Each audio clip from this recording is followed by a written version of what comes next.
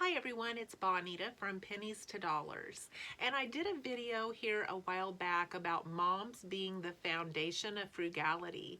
So to be fair, I want to do one about dads as well. Dads play a huge part in being frugal, at least they did when I grew up. So I thought I would share some of those things that I learned from my dad, who was a farmer, who dropped out of school in the 10th grade to help his dad with the farm. So he was someone that didn't even have a high school education, and yet he was the smartest man that I knew. He could build anything, fix anything, do anything, and in my eyes, he was the epitome of manhood. And so it was really hard to look at men the same way as I grew up and realize that not every man could do everything, because I just grew up thinking that they could.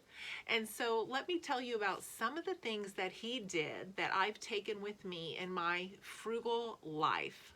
The first thing was to be as self-sufficient as possible.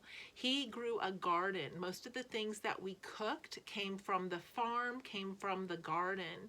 And so a lot of the recipes that I share with you are the ones that I grew up eating, including the ones that are in my 50 frugal recipes when living on a budget.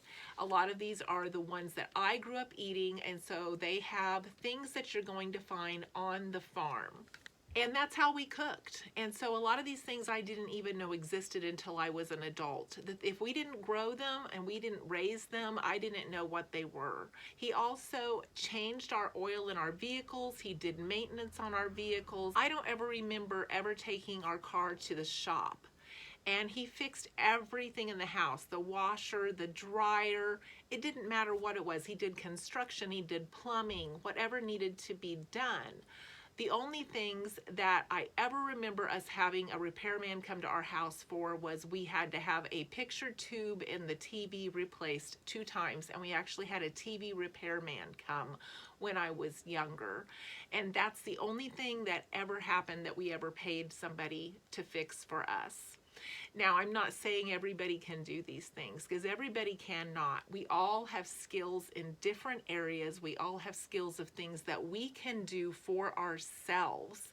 And being as self-sufficient as possible will save you money in any ways that you have strengths. The second thing is he was a very hard worker. He did that dawn to dusk thing on the farm. He always had something to do. If it wasn't farming season, he was fixing tools, he was fixing machinery, he was doing something in the garage. He always had something going on, and he was always a hard worker. I saw him a little bit around the noontime to come in for lunch, and then I wouldn't see him again until nighttime, because he was always finding something to do to keep the household running and keep the farm running. And the third thing is he did budget tracking. With less than a 10th grade high school degree, he kept every single receipt. He tracked every single purchase. He tracked all of our income, and he did his own taxes, his own farm taxes, everything. And so I grew up in a household where we all did our own taxes. I've always done my own taxes because I was just raised that that's how you do it.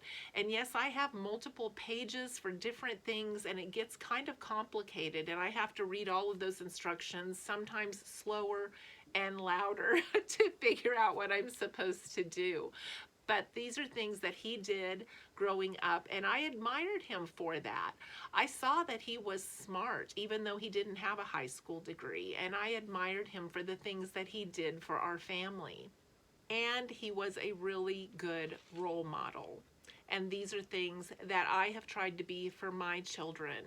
He set examples without knowing it.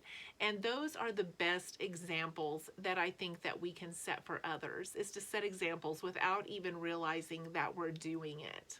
He showed me the best examples on how to save and how to live frugally without even realizing that he was doing that. I was always watching him.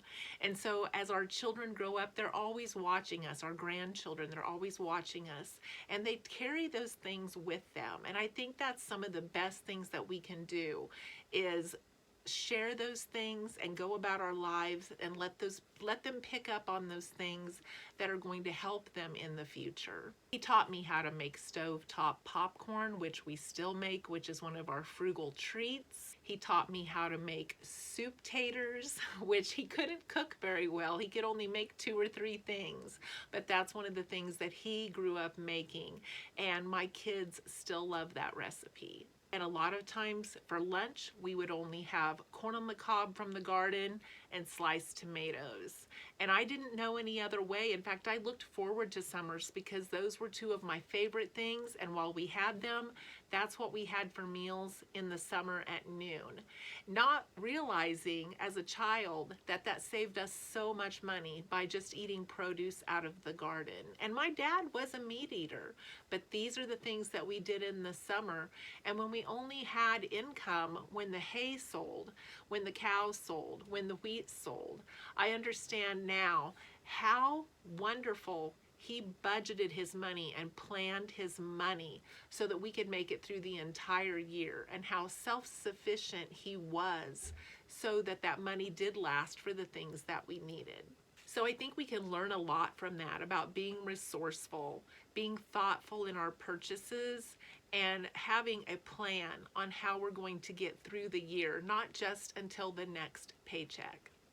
So I hope this was helpful to you, and I hope you enjoyed my little throwback to how I was raised with my dad as a farmer and how he ran the household and the things that he contributed. So I hope you have a great day, and thanks for watching.